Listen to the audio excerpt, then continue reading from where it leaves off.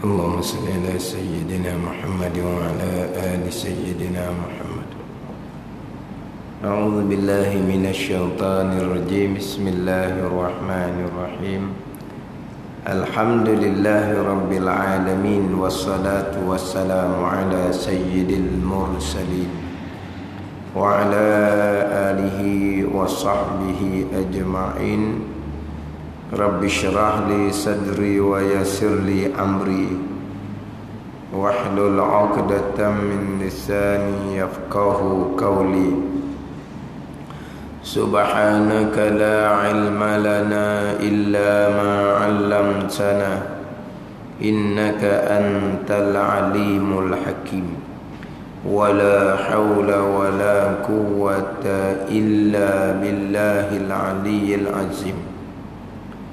Kitab Faridat, Kitab Pati Faridah, muka surat 6 yang keempat daripada atas.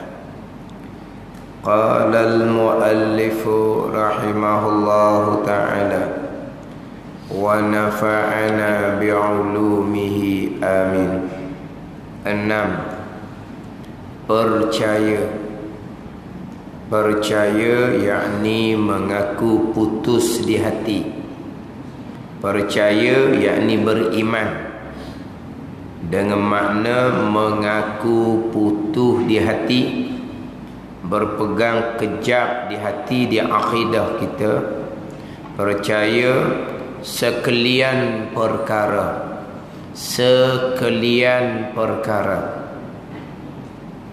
baik dan jahat. Baik dan jahat ni kalaulah kita Arab dipanggil badal ataf bayan. Nak menjelaskan lagi, nak mentaudihkan, nak menjelaskan sekalian perkara ni baik dan jahat. Makna perkara baik ke perkara jahat ke, itu sekalian perkara. Jadi baik dan jahat tu nak memperjelaskan lagi sekalian perkara. Apabila sebut kata sekalian perkara, termasuk baik dan jahat lah. Tapi dinyatakan, diperjelaskan baik dan jahat. Jadi di tajuk rukun iman yang ke-6 ni sangat-sangat nyata. Sekalian perkara nyata dah, tapi dinyatakan lagi dengan baik dan jahat. Kesemuanya, kalau dalam bahasa Arab dipanggil takkid. Kesemuanya, nak kuat lagi. Kesemuanya apa? Sekalian perkara tu. Cukup dah kita kira kok. Sekalian perkara, diperjelaskan lagi apa dia sekalian perkara, baik dan jahat. Baik iman dan ta'ah, jahat kufur dan maksiat. Sekalian ditakkidkan lagi, dikuatkan lagi, kesemuanya, kesemua sekalian perkara. Dia comel kitab Jawi ni. Tapi hak kitab Jawi ni pun, hak ni sabda pada sabdaan Nabi sallallahu alaihi wasallam. Nabi bersabda, wa tu'mina bil qadari khairihi wa syarrihi.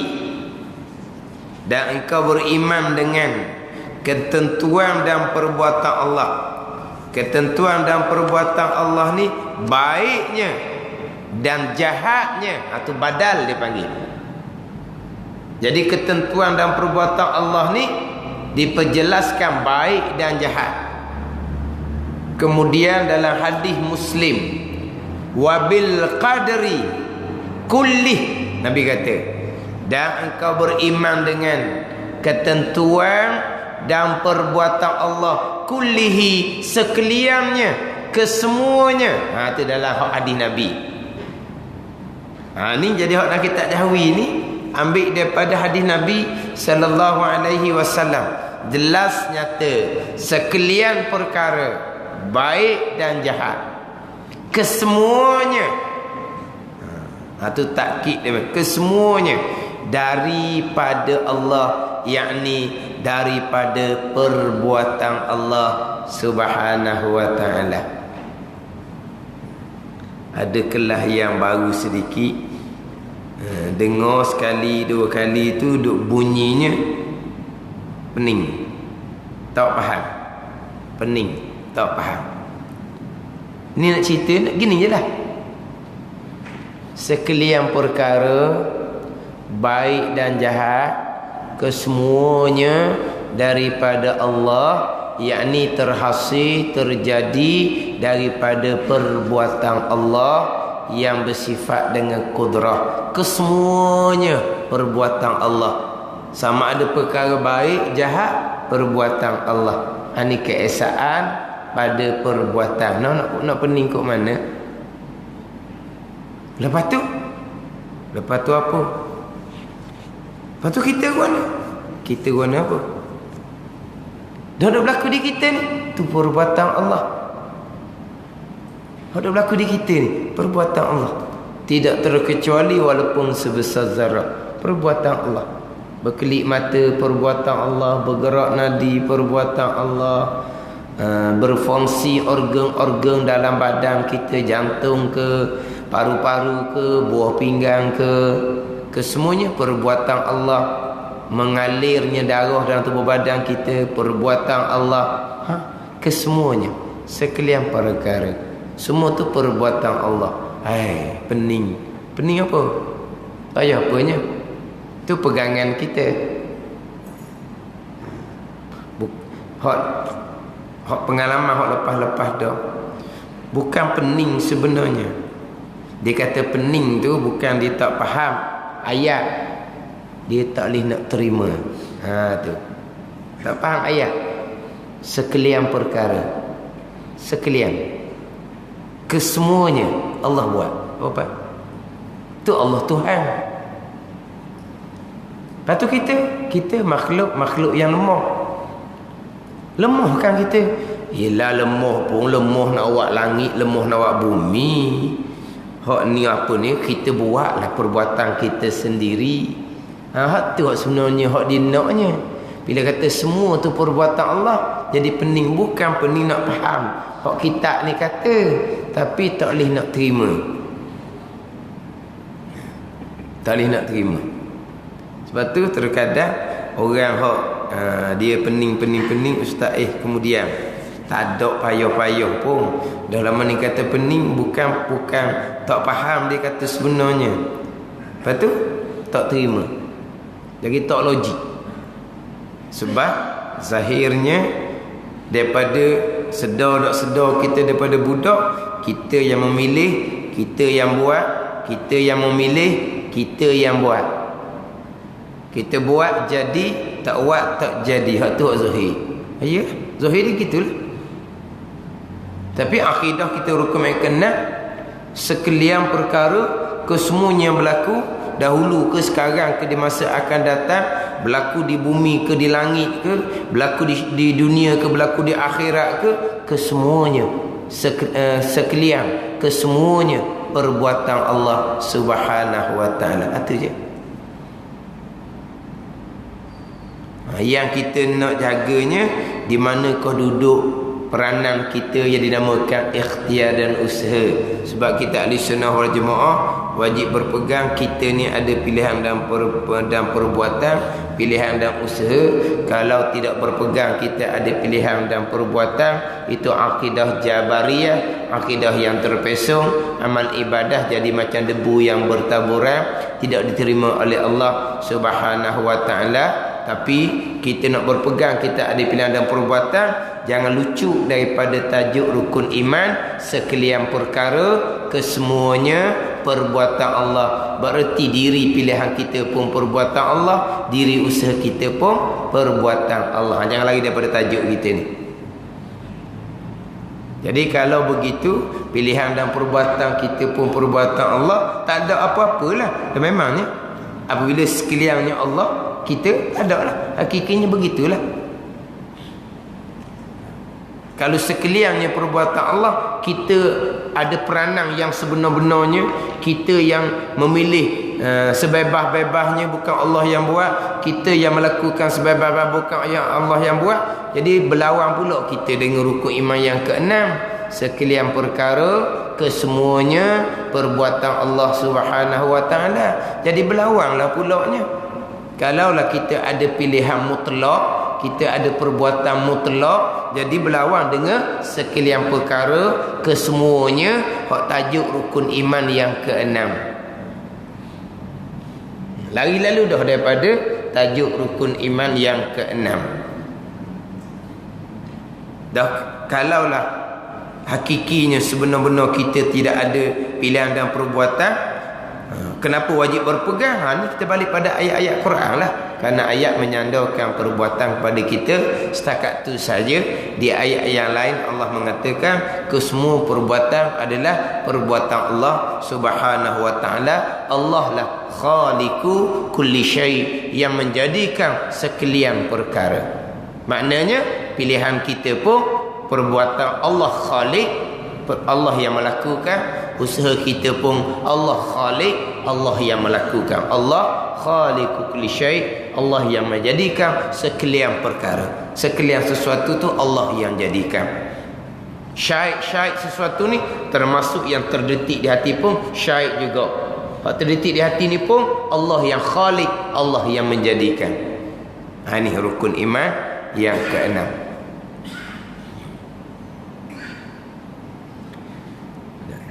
Daripada perbuatan daripada Allah, yakni daripada perbuatan Allah, Allah perbuat dengan muwafaqah, dengan bersetuju, dengan selaras. Dia dalam kitab Jawi diterjemah dengan muwafaqah ni bertentang. Tapi kita bahasa Malaysia kita ni, kalau bertentang ni dia boleh pergi kepada maksud berlawan dah. Bertentang ke mana? Berlawan. Kalau kita kata rumah kita dengan rumah dia setentang, mana setentang? Berlawan lah. Ke mana berlawan? Setentang ni maknanya setentang lah. Faham tak? Setentang. Orang boleh? Seiring, selaras. Siapa main ni? Itu dalam kitab dia kata bertentang dengan iradahnya. Bertentang ni bukan berlawan. Bertentang dengan makna apa yang Tuhan lakukan, begitulah yang Tuhan kehendak. Apa yang Tuhan kehendak, begitulah yang Tuhan buat. Apa yang Tuhan buat, begitulah apa yang Tuhan kehendak. Begitu Tuhan kehendak, begitulah Tuhan buat. Itu dipanggil setentang. Bertentang dengan iradahnya. Dia sekarang. Tapi kita ni bertentang ni jadi macam berlawan pula. Jadi muwafaqah ni mana kita kata bersetuju ataupun seiring ataupun selaras. Yang Allah buat sekian perkara, yang Allah buat kesemuanya, baik ke jahat semuanya yang berlaku tu perbuatan Allah. Allah perbuat dengan muwafaqah, dengan bertepatan iradahnya, kehendak Allah Subhanahu wa taala pada sedia kala. Kehendak Allah pada sedia kala. Allah yang bersifat iradah telah menentukan segala-gala perkara, sekalian perkara, baik dan jahat, kesemuanya Allah Taala telah tentukan. Bila Allah tentukan pada azal sedia kala qadim. Allah perbuatnya bila? Sekarang. Yang Allah perbuat sekarang ni selaras dengan hak ketentuan Allah pada azal. Dia gitu je. Jadi tentuan Allah pada azal qadar. Perbuatan Allah sekarang qada, atas jalanan Imam Maturidi. Hak kita bawa. Tapi disebut dengan perbuatan Allah dulu, sebab yang nyata kepada kita adalah perbuatan Allah sekarang. Ni hak berlaku sekarang ni perbuatan Allah. Allah perbuat ni selaras dengan tentuan Allah pada azal, yang mana tentuan Allah pada azal selaras muafakat dengan ilmu Allah Subhanahu wa taala. Yang mana tentuan Allah pada azal yang selaras dengan ilmu Allah itu mubram belaka dah, putus belaka dah. Segala-galanya Allah Ta'ala telah menentukan pada segala-galanya. Allah Ta'ala telah menentukan, Allah Ta'ala telah memutuskan, Allah Ta'ala telah menetapkan. Tidak ada tergantung. Kalau tergantung, Allah belum menentukan segala-gala. Kemudian ketentuan Allah selaras dengan ilmu, maka mustahil berubah sama sekali. Adapun pembicaraan ketentuan yang mu'allaq, yang tergantung, itu catatan ketentuan yang tercatat di Lauh Mahfuz yang diperintah oleh Allah Subhanahu wa taala. Ada ketentuan yang mubram, yang putus, ada ketentuan yang mu'allaq, yang tergantung di catatan malaikat di Lauh Mahfuz. Tapi sampai masa berlaku, antara ketentuan Allah yang mu'allaq, yang tergantung ni berdoa ataupun tidak berdoa, malaikat pun tak tahu apa sebenarnya akan berlaku. Sampai masa berlaku, dia berdoa, maka doa itulah selaras dengan hak ilmu Allah Subhanahu wa taala. Jadi hakikinya tidak adalah tergantung hanya di catatan malaikat di Lauh Mahfuz yang diperintah oleh Allah catat seumpama tu. Kenapa Allah perintah malaikat catat seumpama tu? Di antara hikmahnya untuk menggalakkan kita berdoa, berusaha, buat asbab. Itu saja. Tapi manakah ketentuan yang putus ataupun tergantung di Lauh Mahfuz, hanya malaikat yang mengetahui. Itu perkara gaib. Adapun di ilmu Allah azali itu, malaikat pun tak tahu, hanya Allah yang mengetahui. Kemudian malaikat diperintah oleh Allah catat di budak umur 4 bulan dalam kandungan ibu. Malaikat catat tiru sebagaimana yang ada di Lauh Mahfuz. Kalau ada di Lauh Mahfuz tu mubram, putus satu jalan, maka malaikat catat di budak umur 4 bulan pun mubram satu jalan. Kalau dulu mahfuz tu mu'allaq tergantung, maka di budak umur 4 bulan pun malaikat catat dalam keadaan mu'allaq tergantung. Jadi hak budak umur 4 bulan ni lahir, hak ni depan kita. Hak luh mahfuz nu atas nu, hak depan kita pun. Nampak catatan malaikat gaib juga. Sebab tu bila sebut kata ketentuan 3, azali, luh mahfuz dan budak umur 4 bulan. Hak kita bicara ni hak azali. Hak azali, hak qadim. Hak di ilmu Allah Subhanahu wa taala, hak tu mubram belaka dah, putus belaka dah. Hak tu mustahil berubah sama sekali. Kalau ketentuan Allahnya berubah, di mana duduk sifat ilmu Allah Subhanahu wa taala. Jangan duk bawa pula Tuhan kuasa, Tuhan ubah, Tuhan ubahlah. Berubah ketentuan perkara mustahil. Berubah ketentuan perkara mustahil. Bawa pada rasak sifat ilmu Allah Subhanahu wa taala. Kemudian sekalian perkara kesemuanya baik dan jahat. Jadi tajuk kita yang terdahulunya berhenti di tajuk ketentuan jahat. Tentuan jahat ni kufur dan maksiat, sembah berhala seseorang, sembah api seseorang, semuanya datang daripada ketentuan dan perbuatan Allah Subhanahu wa taala. Maksiat mana? Berjudi, berzina, minum arak, bunuh orang, tak semayang, tak puasa, kesemuanya ketentuan dan perbuatan Allah Subhanahu wa taala. Ini tajuk jelas di rukun iman yang ke-6. Kemarin baru ni ada ustaz mengajar dicerita bab ketentuan jahat. Habis kelas tazkirah kuliah subuh, habis kelas tanya lalu, hak jahat Tuhan menentu juga ke? Dah apa benda pula tanya? Ni rukun iman yang ke-6. Rukun iman yang ke-6 macam mana kita duk ngapa? Untung baik, untung jahat. Apa dia untung jahat? Ni kadang-kadang ada orang dia salah faham. Untung jahat ni hak ketentuan Allahnya apa? Miskin, sakit. Itu kan tu. Itu hak ketentuan jahat tu. Ni miskin kan? Miskin dak baik kan? Sakit kan dak baik kan? Maksud syarihi jahat ni kufur dan maksiat. Miskin, sakit, jahat ke? Kalau miskin, sakit, jahat, berdosa orang miskin. Tahu? Ha? Orang sakit, berdosa kan dia. Dah jahat. Khairihi baik, wa syarihi dan jahat. Dia faham hak jahat ni, dia faham jahat ni buruk. Dia terjemah dengan buruk. Buruk ni miskin dia kata. Buruk ni sakit.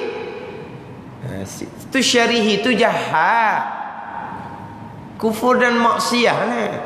Tanya selalu, hak jahat pun Allah menentukan juga. Kalaulah berpegang hak jahat Allah tidak menentukan, itu akidah Mu'tazilah yang khilaf ulama. Orang berpegang akidah seumpama ni, sama ada kafir kekal neraka selama-lamanya, ataupun dosa besar atas pandangan tu dosa besar, amal ibadahnya walaupun sah tak kena qada, tapi amal ibadahnya jadi macam debu yang berterbangan, tidak ada nilai, tidak ada pahala di sisi Allah Subhanahu wa taala. Ini akidah yang khilaf ni. Khilaf kafir dengan dosa besar. Bukan khilaf haram, tapi khilaf dosa besar ke dosa kecil. Bukan gitu. Kadang-kadang perkara tersebut haram. Haram ijma' ulama. Tapi haram ni ada haram dosa besar, ada haram dosa kecil. Khilaf ulama. Ada setengah mengatakan haram dosa besar, ada setengah mengatakan haram dosa kecil. Ni dak ni. Khilaf antara kafir dengan dosa besar. Itu berkait dengan berpegang perkara jahat Allah tidak menentukan pada azal. Kemudian saat sekarang berlaku perkara jahat. Saat sekarang ada orang semua berhala. Saat sekarang ada orang tak puasa. Jadi berlakunya perbuatan semua berhala, kufur, berlakunya perbuatan tidak puasa, maksiat, berlaku perbuatan tu Allah qadakan atau tidak? Allah tidak qadakan.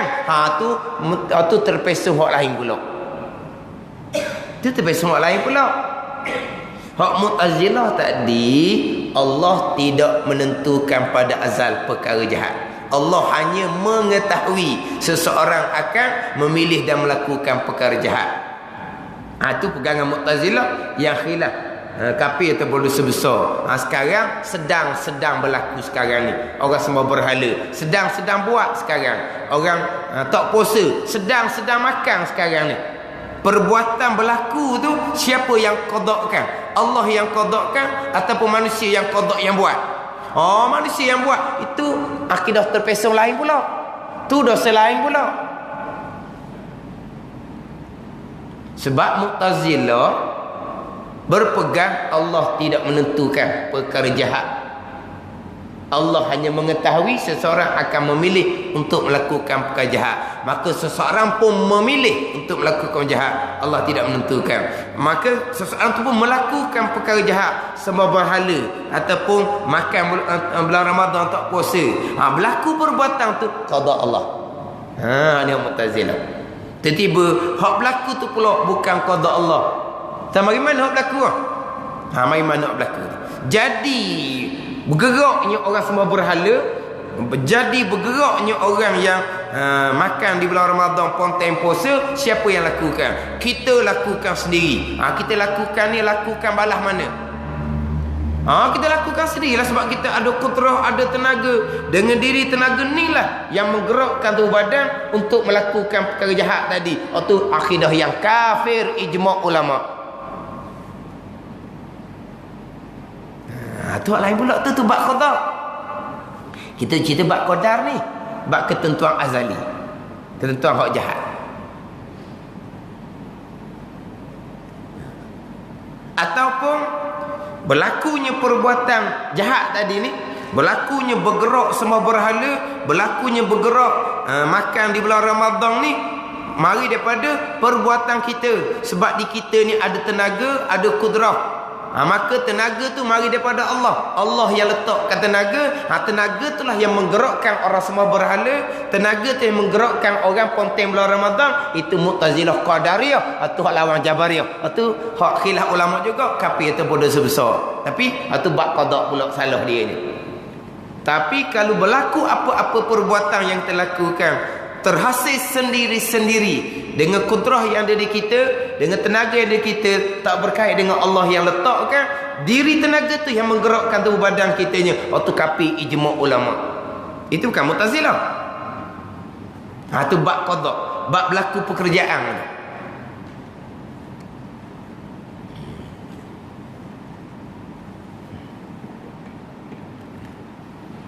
Jadi dalam bab ketentuan jahat ni, hak kata terpesong tu bab qadar. Bab qada cerita lain pula. Sebab bab qada, semua yang berlaku Allah yang lakukan. Semua yang berlaku Allah yang lakukan, sama ada baik ataupun jahat. Hak terpesong di sini guna pula. Berlaku baik ataupun jahat, berlaku secara tabi'i, berlaku secara semula jadi. Itu akidah yang kafir. Akhirnya baik ke jahat ke yang berlaku? Yang berlaku tu secara tabi'i kita kata. Itu kafir. Berlaku tu dengan secara diri kita, kudrah yang kita yang bekas dengan diri kudrah tu, tidak berkait dengan Allah yang letakkan. Itu kafir. Mu'tazilah qadariyahnya, Tuhan letak dah kudrah di tubuh badan kita, Tuhan letak dah tenaga di tubuh badan kita. Tenaga itulah yang memainkan peranan, yang menggerakkan tubuh badan seseorang untuk melakukan perkara baik dan untuk melakukan perkara jahat. Tapi bukan Allah yang melakukan. Allah hanya setakat letak kudrah di tubuh badan kita. Maka kudrah yang Tuhan letak di tubuh badan kita ni kita belah pagi ni, kudrah ni kuat lagi ni. Belah petang jadi kudrah tu jadi kurang sikit. Dah. Kan belah pagi kan kita kudrah ni, tenaga ni masih lagi bertenaga kan. Sebelah petang jadi mepeh sikit. Mepeh panggil dah. Mepeh. Kegapo mepeh? Mepeh. Mapuh lain, mepeh. Jadi mana belah petang tu tenaga tu jadi kurang. Tenaga tu bagi mana tu? Allah yang letak, Allah yang jadikan tubuh badan kita. Itu je kerja Allah. Lepas itu tenaga itulah. Belah pagi tenaga tu menggerak tubuh badan itu cergas. Belah petang oleh kerana tenaga tu kurang dah, dia masih lagi menggerakkan tubuh badan kita, tapi slow dah. Perlahan. Sebab tenaga tu tak pernah ada dah. Masuk je time buka, makan.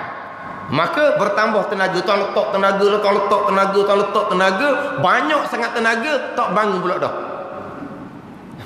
Faham tak? Dah banyak nak masuk tenaga ni, masuk tenaga, sandar di kursi. Tadi nampak tak gerak kerana tenaga kurang, tak gerak. Nampak letih, tenaga kurang. Dan ni berapa letih tenaga banyak sangat, tak bangun pulaknya. Dah masuk banyak kan tenaga ni. Tu tenaga tu Tuhan yang letak tubuh kita. Zahirnya mari daripada kita makan. Oleh kerana petang makanan kita tak ada dah, di tenaga tu kau kurang. Tapi yang menjadikan kita bertenaga, Allah yang buat, bukan makanan yang buat. Jadi sekarang ni Allah buat, Allah jadikan di tubuh badan kita tenaga. Siap kerja Allah. Lepas tu tenaga lah pula menjalankan tugas. Tenaga tu yang menggerakkan tubuh badan kita, sama ada melakukan perkara baik, sama ada melakukan perkara jahat. Itu qadariyah. Khilaf ulama, kafir ataupun dosa besar, itu terpesong dalam bab qada. Kita duk bicara ni bab qadar.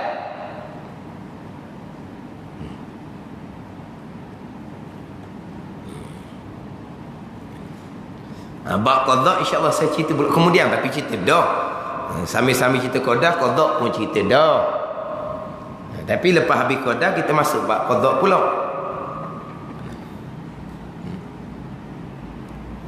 Timbul pertanyaan lalu dah. Hak jahat Tuhan menentukan juga, betul? Hak jahat kan Tuhan marah kan? Takkan Tuhan nentu. Jenglah tu. Ni kita kata bulan Ramadan. Bulan Ramadan ni bulan diturunkan Al-Quran.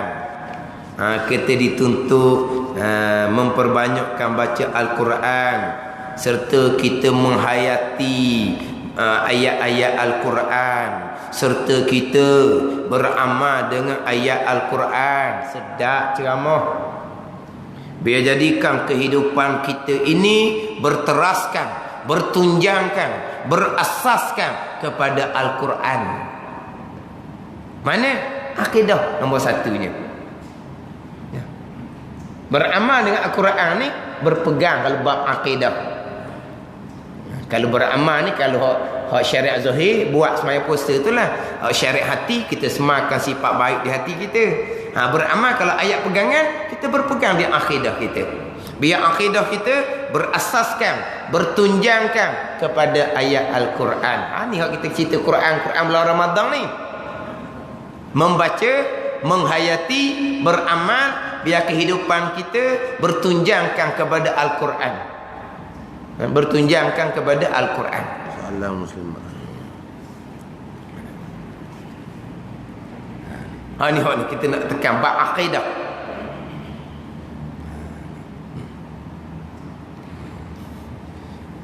Jadi tak timbullah pertanyaan, hak jahat Tuhan juga. Ni jelas-jelas sangat di rukun iman yang ke-6. Baik, jahat adalah ketentuan dan perbuatan Allah Subhanahu wa ta'ala. Ini pegangan kita, percakapan kita wajib beradab dengan Allah Subhanahu wa ta'ala, dengan bahawa jangan sesekali kita menyandarkan perbuatan jahat kepada ketentuan Allah Subhanahu wa ta'ala. Pegangan tetap dah rukun iman yang ke-6. Kemudian percakapan kita wajib beradab. Tiba-tiba ada orang persoalkan pula, pura-pura lah begitu dia kata pula. Ni soalan belaka ni. Soalan pura-pura lah. Macam mana pura-pura? Pegangannya lain, percakapannya lain. Pegangan baik buruk daripada ketentuan dan perbuatan Allah. Tiba-tiba hak kita wajib beradab ni sebuah percakapan yang baik daripada Allah, yang tak baik datang daripada diri kita sendiri. Jadi orang panggil tak sama. Dalam dengan kod luar tak sama. Tak sama jadi macam pura-pura pula dah. Timbul pula seumpama tu. Pura-pura ni pasal mana pura-pura? Kod luar taat, kod dalam derhaka, tu baru pura-pura.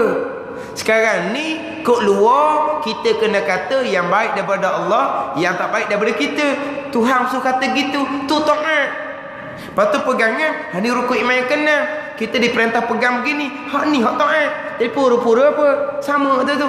Zahir taat, dalam taat. Dah tak sama, dah peta syarat dia buat tak sama, tak samalah kitanya. Apa nak kata pura-pura? Pura-pura ni guana kau luar taat dengan semayangnya, dengan puasanya, dengan ngaji Qurannya, tapi hati tak ikhlas, riak. Zahir taat, hati derhaka pada Allah, atau panggil pura-pura. Nifaq apa panggil?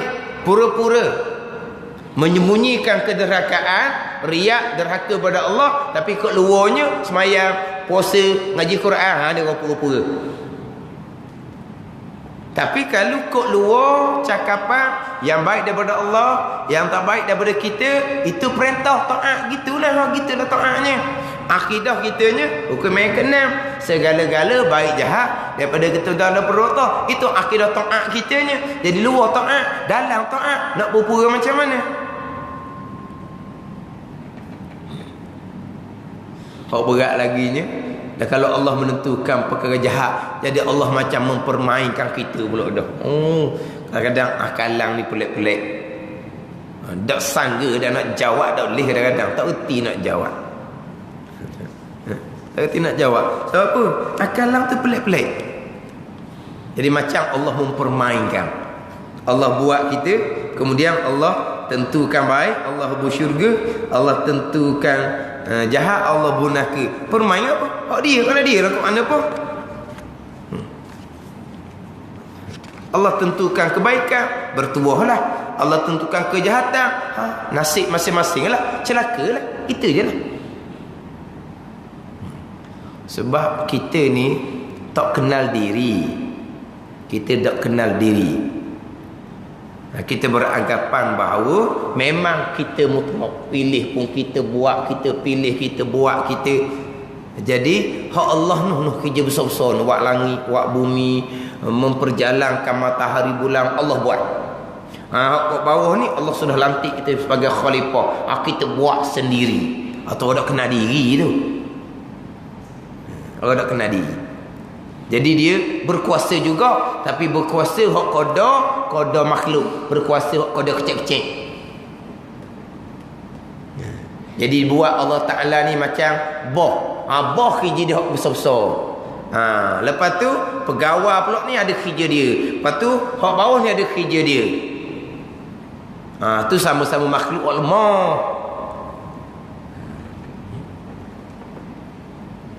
Dan Allah Ta'ala semuanya hak dia belaka. Segala-gala hak dia belaka.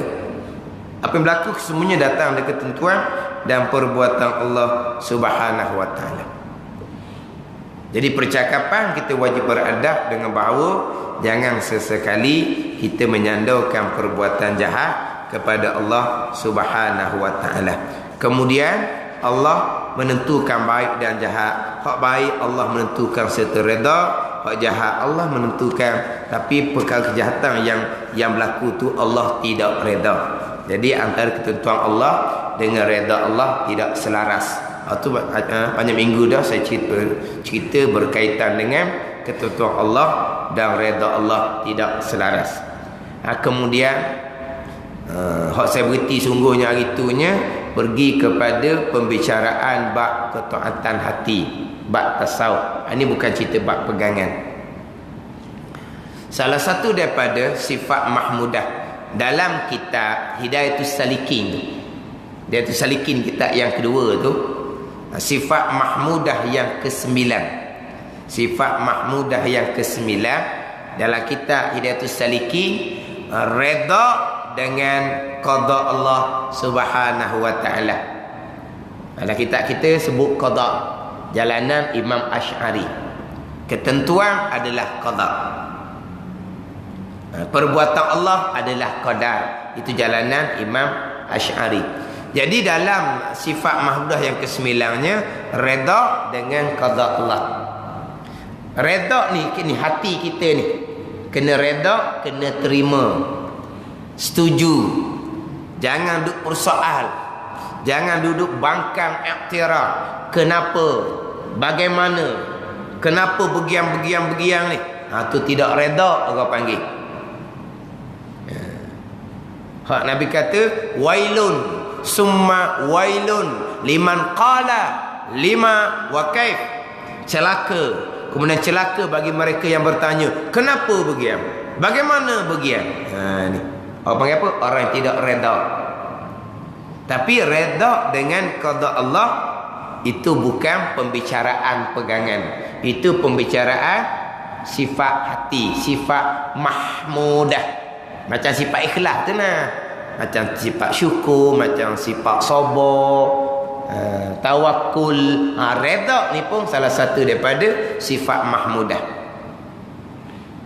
Cuma dalam kitab Faridatul Faraid kitanya, Pati Faridah kitanya, dia ada cerita di dalam tu hak berkaitan dengan ketentuan Allah, berkaitan dengan reda kita. Hak di muka surat 22 tu. Di muka surat 22 atas sekali ya. Tajuk dia tidak harus reda. Mana haram? Atau wajib reda. Tidak harus reda, wajib reda ni dengan maksiat. Berlawan tu kan, belaga tu. Yang pertama, tidak harus reda dengan maksiat, atau wajib reda dengan maksiat. Tidak harus ni haram lah. Haram reda atau wajib reda. Kita baca dalam kitab ni tulis. Dan telah maklum dah, maksiat ditegah oleh Allah. Maka tidak harus kita reda diri kita dan orang lain jatuh ke dalam maksiat. Kalau kita ni buat benda maksiat, jangan kita reda pula. Kalau orang lain macam anak-anak kita melakukan maksiat, jangan kita reda, tak harus kita reda. Haram. Sebab maklum dah, maksiat Allah tegak. Jikalau maksiat itu dikehendaki oleh Allah Ta'ala, sekalipun pegangan kitanya maksiat tersebut Allah yang menentukan, Allah yang menghendaki. Kenapa haram? kerana redha dengan maksiat itu maksiat pula. Ar-redha bil maksiati maksiatun. Redha dengan perkara yang maksiat, kita berdosa sama. Dan telah maklum pula maksiat dan kejahatan itu dikehendaki oleh Allah. Dalam kitab ni Ustaz 22, nanti kita bacalah juga. Lepas tu kenapa duk baca lalu dah? Nak tunggu lambat. Ceritalah dulu. Siapa tempat dia cerita pula kayak gini. Ada orang kata lorak Ustaz. Jadi macam dia panggil apa? Tergesa-gesa dia panggil. Gaduh kata dia. Tunggulah Ustaz 22. Ustaz 22 tu tahun bila? Ini cerita bab pegangan ni. Campur dengan cerita bab sifat mahmudah. Cerita lalu lah di rukun yang ke-6. Sampai sini, kita main pula sini. Sebab kadang-kadang, jelah, itu kaedah masing-masing. Cerita bab rukun yang ke-6. Ni rukun yang ke-6 ni, inilah hak banyak terpesong. Walaupun terkadang, di kalangan orang yang menyampai agama pun, banyak yang terpesong. Apa kecong. Ada bahasa Terengganu panggil kecong? Ada? Samalah, terpesong ke kecong ke sama je. Tapi apa ni? Tafannun fil ibarah. Biar banyak ayat sikit, tak puas nak bunyi. Terpesong. Sebut kecong ada. Jadi dia kata dalam bab rukun yang ke-6 ni ramai orang terpesong walaupun di kalangan orang yang menyampaikan agama ustaz sekalipun. Tapi tak apalah. Nanti sampai tempat dia, kita akan hurai. Dia pakai jalan gitu je lah. Apa masa hurai? Sini ada pusat 22 ni lah kita kata. Tapi kadang-kadang sampai tempat dia, baca sepital lalu. Kalau orang ni berpegang akidah yang terpesong daripada umur balik, dia tak nakak pun. Dia dengar pelik sungguhlah. Jahat tuan itu juga, tapi pakai sekali lalu gitu je. Tak tekan, tak ulang-ulang, tak akan ambil. Dia dengar bulat mata pakai habis gitu je. Dikekal dengan pegangan hak lama. Ni. Sebab kadang-kadang banyak kelah-kelahnya yang jadi orang respon tu lepas berulang-ulang 3-4 kali baru respon. Mula-mula tu dia jadi macam ya ke pelik tak faham aku pening ni. Jahat tuan marah tuan tu juga ni. Malah bahasa cara biar aku nak semayang je, nak puasa je. Lepas tu ulang lagi pening ni. Ulang lagi pening pening apa? Pening lah jahat Tuhan juga. Tu kita tulis jahat Tuhan juga rukun iman tu. Tu pelik Lepas tu kan biar kau dah ulang-ulang habis gitu je. Dia tak ambil pun. Dia tak ambil faham pun. Dia pakai tolok-tolok gitu je. Tak ambil faham. Sebab apa? Tak nak terima akal. Tu dia kata pening payah. Dia dalam bab ni, kalau ulang-ulang akan timbulnya apa? Jemu. Timbul jemu lah bila ulang-ulang. Tapi peliknya bila ulang-ulang pening. Kata bab apa pula ulang-ulang pening? Kalau ulang-ulang ni jemu, pening. Dengar bab kodok-kodok pusing balik, pening kata dia. Sebab ulang. Pening tu bukan sebab ulang, pening tu kan tak mau terima. Kalau sebab ulang, kita pergi molek dah, kita pegang molek dah, jemu dengar. Tu barulah munasabah. Dengan ulang tu adalah jemu. Bukan pening. Pening. Nak pusing balik tak mau ngaji pening kata dia. Kata pelik. Ulang pening. Dia dengar mula-mula tu dia dah ambil heran. Tak masuk lagi. Tak ada respon apa-apa. Minggu depan ulang. Ulang lagi. Pening. Boleh nak pening. Jahat tuan itu juga.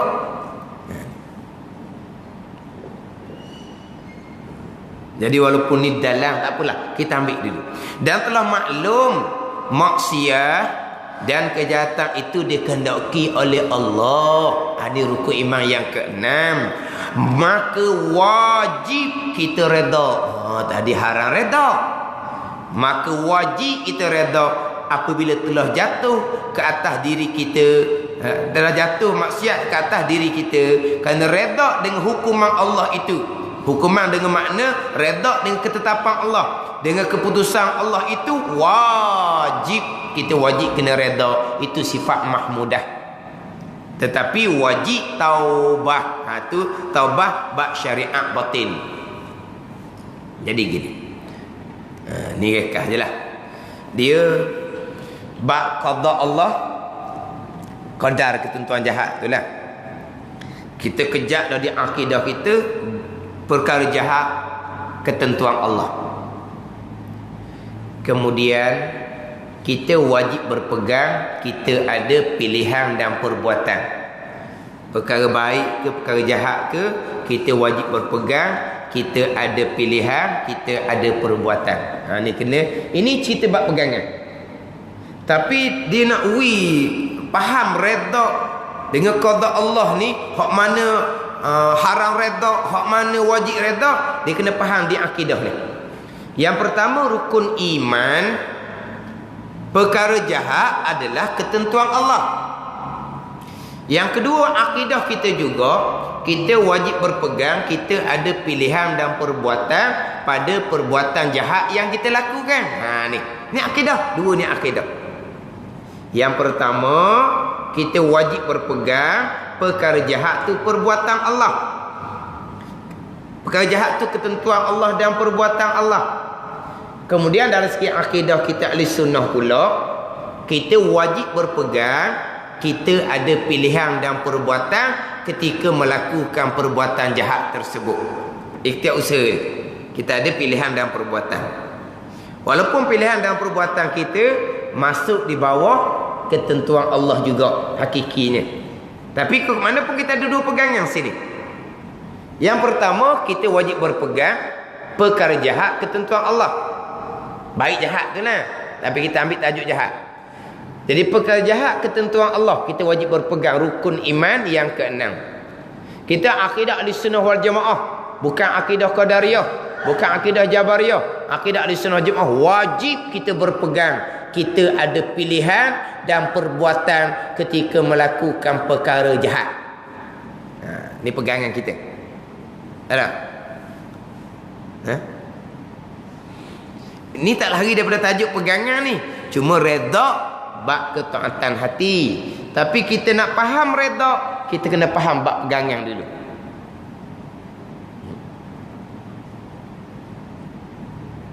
Sekarang pegangan kita pecah dua. Satu, kita wajib berpegang perkara jahat ketentuan Allah.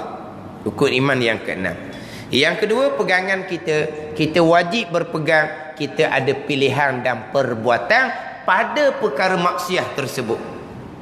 Kebaik pun kita ada pilihan dan perbuatan juga. Tapi kita nak cerita pada perkara jahat.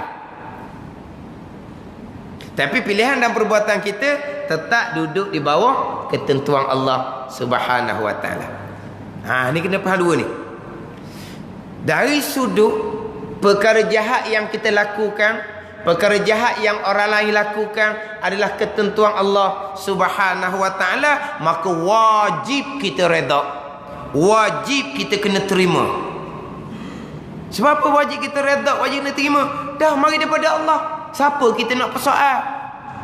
Dari sudut ketentuan Allah, dari segi ketentuan Allah, daripada pihak ketentuan Allah, wajib kita redha. Dari sudut daripada aspek-aspek, kitab dipanggil daripada pihak. Kitab dia kata pihak. Kalau ni panggil aspek. Dari sudut, dari aspek perkara jahat yang berlaku ni, kita yang pilih, kita yang buat. Orang yang pilih, orang yang buat. Dari sudut pilihan dia, perbuatan dia, maka haram kita redha. Wajib kita kena marah, wajib kita kena benci, wajib kita kena cegah. Gitu.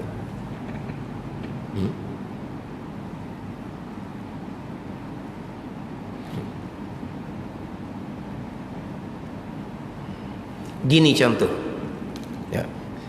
Contohnya, dulu kita tak semayang contohnya. Pegangan kitanya tak semayang tu ketentuan Allah. Pegangan kitanya tak semayang tu pilihan dan perbuatan kita sendiri. Ni dua pegangan ni kan. Dari sudut dok semayang tu tuan-tuan Allah, kita wajib kena redha, kena terimalah. Yang dok soal apalah Allah tak tentukan kita semayang jak muda, parok le ni nak kena qada, lelah kita tua-tua ni nak kena qada. Bapalah Allah tidak menentukan kita semayang jak muda. Tu tak redha dengan tentuan Allah. Terima je lah. Terima je. Dari sudut ketentuan Allah. Dari sudut kita tak semayang dulu tu pilihan dan perbuatan kita haram, kita redha. Kita kena benci perbuatan kita tu dan kita wajib kena bertaubat. Sebab apa wajib bertaubat? Kan ketentuan Allah wajib bertaubat kerana tak solat tu pilihan dan perbuatan kita. Boleh bagi tak tu? Dua sudut yang berbeza, dua aspek yang berbeza. Satu dari sudut ketentuan Allah, satu dari sudut ikhtiar dan usaha kita. Boleh. Kita buat contoh. Anak kita melakukan perkara maksiat. Anak kita melakukan perkara maksiat. Kita tahu dia tak puasa contohnya. Kita dapat maklumat. Dia tak puasa. Balik rumah tu petang-petang tu nampak dak uruk lah. Kena-kena dia tak puasa. Kita dah takat dia tak puasa contohnya. Tak puasa dia tu kehendak Allah. Ketentuan Allah Subhanahu wa taala. Dari sudut kehendak Allah tu kita wajib redha. Yang ada bersoal, bapalah Allah buat hak ni seorang ni, buat perangai dak puasa ni, nipu mak ayah ni, bapalah tuan buat hak ni pesen ni seorang ni, hak lain tak ada gini ni. Tak redha, panggil berdosa kita pula. Wajib kita kena terima yang berlaku tu adalah kehendak Allah Subhanahu wa taala. Dari sudut anak kita konten puasa tu, dia menipu mak ayah tu, pilihan dan perbuatan dia. Maka wajib kita kena benci, wajib kita kena ambil tindakan, haram kita redha. Ada.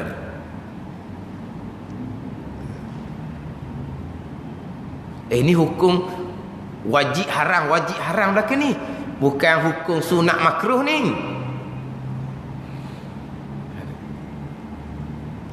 Jadi apabila anak kita tak puasa, kita pun Masya Allah, budak ni seorang. Apa ni Masya Allah? Kehendak Allah. Jadi kita pun terimalah, tenang. Sebab itu kehendak Allah Subhanahu wa taala. Kita tak bersoal dah apa yang Tuhan kehendak, ada hikmah dia belaka. Kita tenang, kita terima. Tapi tanggungjawab kita, sebab dia dak puasa tu pilihan dan perbuatan dia. Akidah kita berpegang kan ada pilihan dan perbuatan kan. Ada sudut pilihan dan perbuatan dia, kita wajib kena ambil tindakan. Haram kita redha dari sudut pilihan dan perbuatan dia, hak konten puasa tu. Kita wajib kena marah, wajib kena benci, wajib kena ambil tindakan. Wajib belaka tu, boleh pahala wajib belaka. Bukan pahala sunat ni bulan Ramadan pula ni. Pahala wajib berganda-ganda kan. Kalau tadi kita terima, kita redha, itu wajib juga. Boleh pahala wajib. Tapi dua sudut yang berbeza, dua situasi yang berbeza, dua pihak yang berbeza. Maka di sini tidak berlawan. Tidak berlawan antara wajib redha dengan haram redha. Sebab apa? Sebab dari dua sudut yang berlainan. Kita haram redha pandang dari sudut tak puasa dia ketentuan Allah, maka kita wajib redha lah. Allah tusung kita, terima sudahlah. Lepas tu kenapa kita ambil tindakan, kenapa kita marah, kenapa kita benci? Dari sudut satu laginya pilihan dan perbuatan dia. Maka dari sudut tu kita haram redha, kita wajib kena marah, kita wajib kena ambil tindakan. Dari sudut yang berbeza pada satu perkara yang berlaku.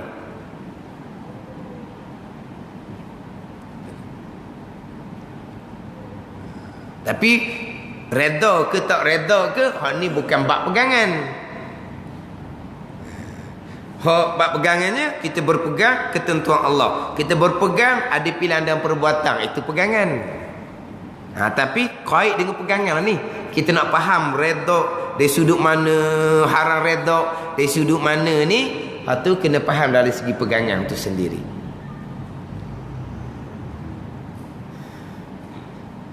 Jadi dia bukan, dia tak lari pun sebenarnya. Kita berpegang ketentuan Allah perkara jahat yang berlaku. Kan gitu?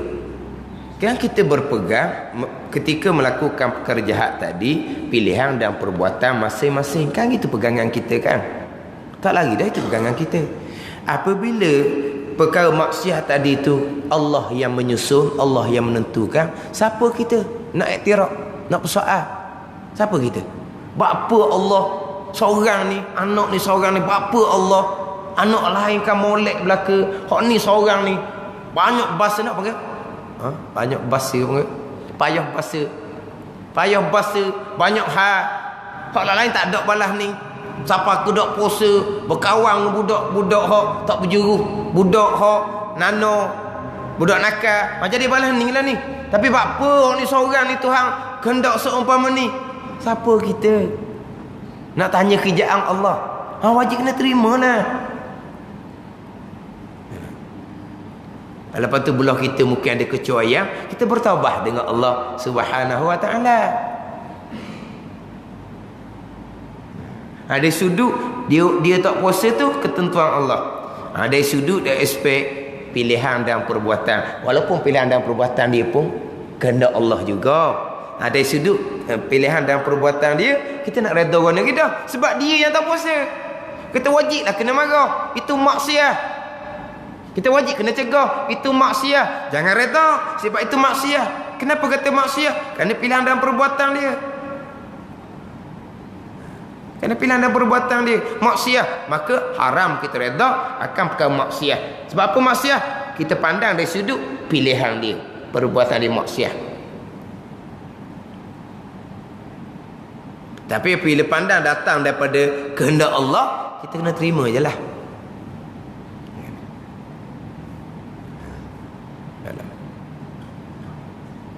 Boleh tak tu nak bagi yang. Lepas tu kadang-kadang perkara ni nak sepitah lalu, nak baca, lepas tu balik kitab semuka. Tapi masa saya ngaji pondok, gitu je tu baca. Apa? Tunggu cerita kita ambil. Faham pegang. Tak mikir-mikir banyak dah. Senang je. Lepas tu saya mula-mula dulu berhadapan dengan musibah masyarakat jahil bab pegangan, ada segelintir seumpama tu nak tunjuk jalan tu dak pandai. Sebab masa saya belajar dalam bab ni terima mudah-mudah. Kalau perkara tu masa kita belajar pun payah kita nak faham, kemudian kita alhamdulillah faham, kemudian kita jadi tahu macam mana cara nak faham. Sebab saya dulu pun payah juga nak faham ni, tapi saya ambil kaedah ni, maka baru mudah dapat faham. Jadi kita ajar orang, kita pakai kaedah ni lah juga. Tapi masa saya ngaji dulu tak ada. Tok Guru cerita, kita pegang gitu je. Tok Guru tak cerita banyak pun, dia cerita fitah lalu. Sebab kita tauhid, sehari-sehari tu berapa butir. Sehari-sehari tu 4-5 butir seharinya ngaji, tak tauhid. 2-3 butir tu paling sikit dah sehari-sehari. Dah kita tauhid seminggu sekali. Lepas tu nak baca sekali rang pula. Tak boleh apa satu lah. Ngaji pondok ni berapa pagi dengan tugu lain baca tauhid, tengah hari ustaz lain pula dia ngaji tauhid, kita lain pula kita ngaji juga. Belah malam ustaz lain pula baca tauhid, kita ngaji pula. Jadi kalau tugu baca sekitar lalu gitu pun tak ada masalah sebab berulang-ulang. Mana kalau kita kata kok, tapi tajuk lain-lain lah. Mana kalau kita kata kebetulan tajuk yang sama, kebetulan kita kata dah 3 kitab sehari, 4 kitab sehari, dah 3 kitab 4 kitab, 3-4 kali ulang dah kalau kira. Seminggu 5 hari, 2 hari cuti, 5 hari, dah 5 kali 3, 5 kali 4, dah 15-20 kali ulang. Dalam seminggu tak 15-20 kali ulang. Dah padang kita seminggu sekali kita ulang 15 kali 20 kali pun. Lepas seminggu sekali. Lepas tu kata kalau baca sepatah lalu memang tak dang. Tak dang kita. Ngaji seminggu sekali tak dang. Jadi kita balik pada asas pegangan. perkara jahat ketentuan Allah.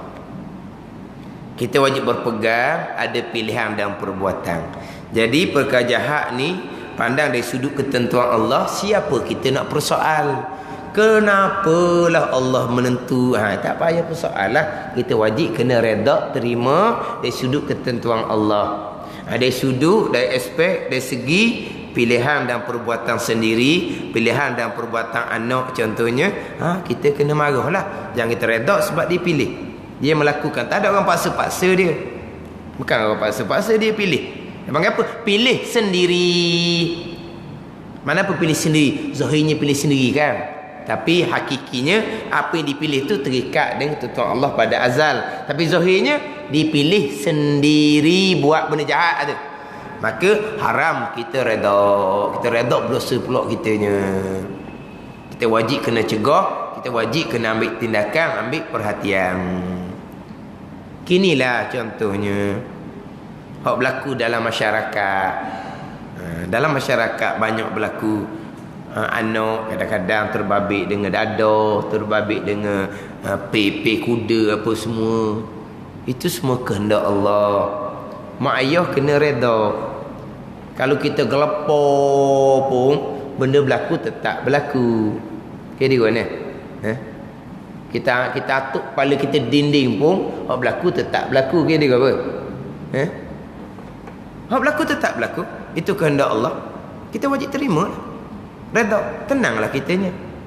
Tapi dari sudut terbabit dengan dada ke, dengan pe kuda ke, pilihan dan perbuatan dia, wajib kita benci, haram kita reda, wajib kita berusaha sekadar mampu kita lah.